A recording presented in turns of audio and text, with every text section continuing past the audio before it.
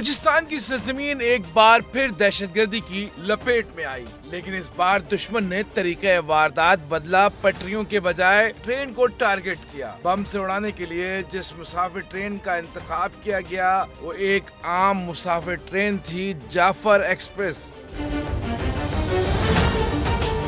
दहशतगर्दों ने न सिर्फ ट्रेन पर हमला किया बल्कि मासूम मुसाफिरों को यरगमाल बनाने की कोशिश की, लेकिन कौम की मुहाफिज पाक फौज हरकत में आई। पाक फौज ने एक भरपूर ऑपरेशन किया। दहशतगर्दों को न सिर्फ मार भगाया बल्कि तमाम मुसाफिरों को बाहिफाजत आजाद कराया।